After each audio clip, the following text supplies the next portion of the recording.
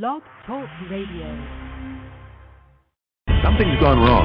For all our vigilance and battle scars over the Bill of Rights, have we let the flame of freedom's torch grow cold? Because there can be no torch to pass where there's no flame. Freedom has only one enemy it cannot defeat, and that is negligence. So your presence here, now, today, is an act of reverence. Of all man's works beneath the heavens, none shines brighter than our Constitution. I think Jefferson and Paine, Adams, Madison, Mason, Franklin, I think they're looking down right now at us. I think they understand what we're trying to do, what we strive to do.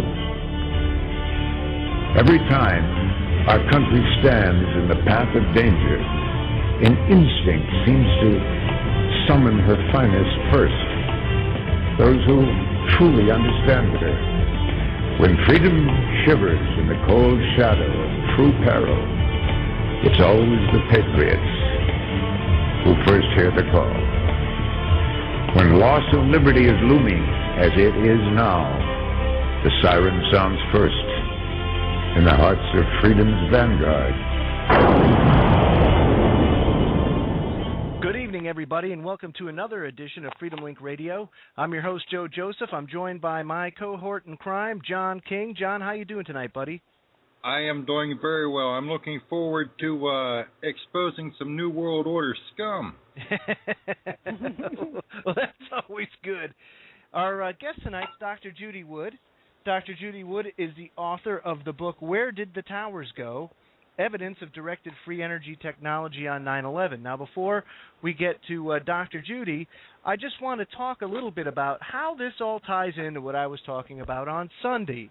Now, on Sunday, boy, did I get raked over the coals on email for fear-mongering and everything else when it comes to directed energy technology. And this book here, folks, this book here is the most comprehensive empirical study that I have ever run across, and I read it from start to finish. And you'd think, wow, professor writes a book, it's got a bunch of equations in it, dry as a bone. Well, it's not that at all. So let's get into this a little bit here. Dr. Judy Wood, she is, of course, PhD. She received her PhD in 1992 from Vatech and wrote this book, Where Did the Towers Go? Evidence of Directed Free Energy Technology on 9/11, probably because was unsatisfied with what she saw and what she heard on TV. Isn't that right, Dr. Judy? It did make, yes, and thanks for inviting me on. Oh, it's no problem. A pleasure. A pleasure. And part of the title of the book, the motivation for it, came from I sent you the clip taken from an ABC News video from 9/12. Yeah, let me play that for the listeners so they can hear exactly what you're talking about. Here's the clip from Peter Jennings. Hang on. Sure. Hang on. Yeah, it's when people come to a new situation, they need answers. Mm-hmm. And they keep asking questions until they're given answers. It doesn't matter if the answers make sense or not. They just need answers. And with so much going on, nobody can stop to think if the answers make sense or not. And no way am I poking fun at these people. I think they're capturing exactly what was going on then. And people were trying to explain, where did the buildings go? That was my question on that day, and it seems that for some reason that became a not okay question to ask. Yeah, and it was a question in my mind, as well as I'm sure many other Americans, or people throughout the world for that matter. Very traumatic day in American history. But here's the radio or the television clip. Peter Jennings talking to George Stephanopoulos. Here it goes. I'm sorry, Peter, I didn't get the question. Okay, I apologize. Jackie Judd and several other people keep asking us, when you look at where the towers used to stand, there is surprisingly so little rubble. Where did all the rubble go? It's a very good question, Peter, and I have asked some people who've been doing some of the rescue and recovery work this morning. If you look behind me, you can see the very remains, the skeletal remains of the World Trade Center.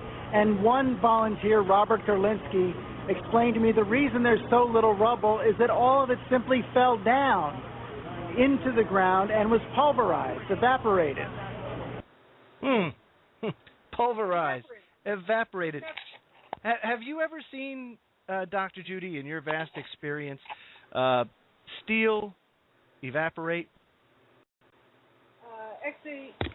Actually, I have, but in a unique environment. Exactly, but just in out of a the vacuum blue. chamber and so forth. But yeah, I think what they mean by is disintegrate, justify. When you come to a new phenomenon, you need a new term to describe it. Sure.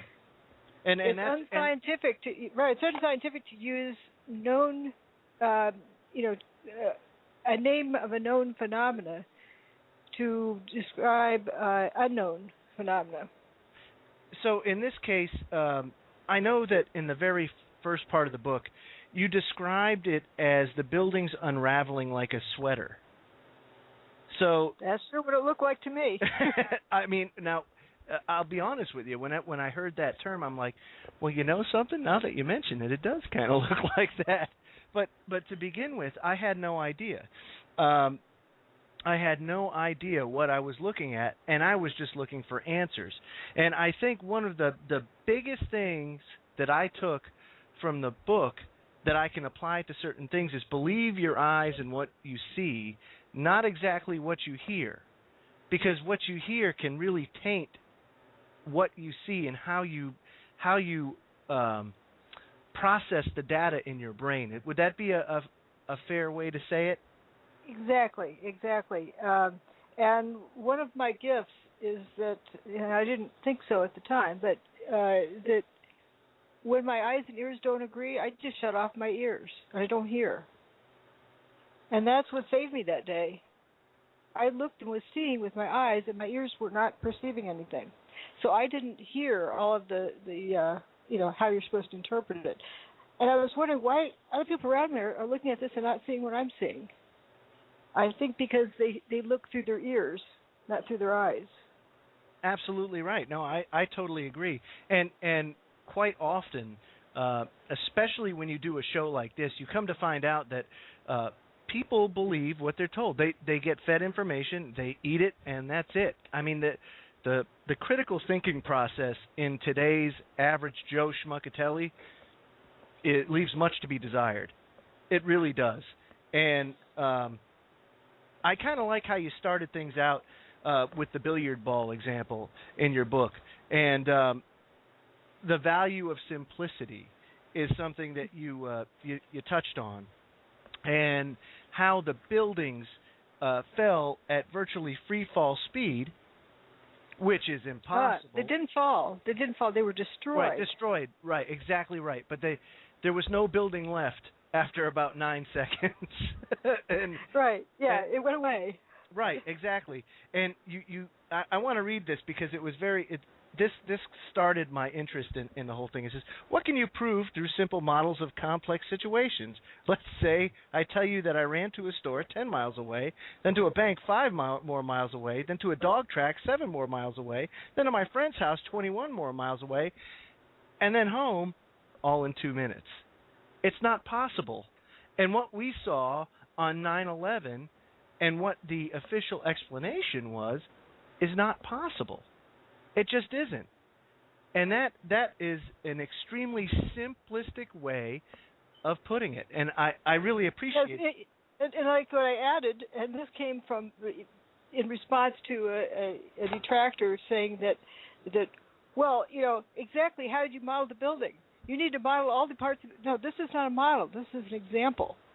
And I said that having to model the whole building is the equivalent of, in this part of the story, of saying how much longer it would take if you stopped to place a bet at the dog track. If you can't run straight through without placing a bet, calculate how long it would take to stop and place a bet. isn't going to make the story work. No, absolutely right. Absolutely right. And now let's talk a little bit about the story. There's the pancake theory that the official story came out. Yeah, the floors fell up on top of each other and they pancaked, and that's how it came down. What's interesting about that, and what's interesting about the pictures, the visual pictures that you see, that you saw on that day and then afterwards, and especially in your book, is, okay, pancake theory. Well, first of all, how does it happen so quick? And second, where's the debris? That's the questions that I came up with first when I started to hear that, and then you explaining it in the book was fantastic. But why doesn't the pancake theory hold water to you? Well, first of all, if it's pancaking down, and a lot of people think that you have this pile driver, and the more mass that accumulates coming down, the faster it'll go. It can't go faster than free fall, for one thing. But another thing is, we see this thing, I've got an example of two different ways of thinking of it. This stack of pancakes coming down versus this thing going poof into fine powder all the way down, just unraveling like a sweater. Mm-hmm. You look at the pictures, which one matches? Oh, exactly right. Yeah, exactly right. So if it's turning into dust, and dust is ending up over on Fulton Street, how does that dust over on Fulton Street contribute to pushing the building down like a pile driver? You're right. It can't. It's left the building. It's left the neighborhood. That's right. It just can't do it. And that's what's so interesting to me. Now, also, even if it doesn't fly over to Fulton Street, fine powder hangs in the air. It's floating, and so it's not. It slows down because it catches a lot of wind resistance. So, but also, you'd have to have enough force to bust up all the floors, which there isn't because the building stood for however many years it stood. So it has enough strength as it is. So, it doesn't have a safety factor of 1. I guarantee you that. You can argue about if it's factor of 2 or 3 or whatever it is, but it's definitely greater than 1. So if you remove the floors above, and turn them into dust, how are the lower floors you're going to fail if you don't have any weight on them? There isn't enough energy to break all the floor supports, and there isn't enough energy to dustify all the material. There definitely isn't enough energy to do both, and that's what it appears was done. Which means it could happen. Dr. Wood, you can't get something from nothing, but now it appears you can get nothing from something? The building turned to dust. And one of my aha moments was when I was looking at the top of Building 2. It starts to tip, and then right around the seam where it tips, around the hinge, it looks like it erupts into a volcano, kind of. And it looks like, there's all this talk before about molten metal, and my argument to that is, well, then where's all the steam explosions? And so I've been thinking a lot about steam and how water, when it becomes steam, it expands in volume by 1,600 times. It needs lots more room. And then looking at the tipping top of Building 2 and how the material, it's like all the molecules look like they needed more room. Kind of like a steam explosion, but this is not water. This was building doing this. So it's like all the molecules needed to repel each other rather than attract to each other. It really is. It's staggering to think that there's a force out there that can dustify a building like the World Trade Center. It absolutely blows my mind. But well just think about any two things that attract. Think about magnets. They're stuck together. Sure. If you could rotate one of them, it's repelling the other one instead of attracting to it. No, you're right. I understand that now. But before, I would have had no clue at all that anything like this ever existed.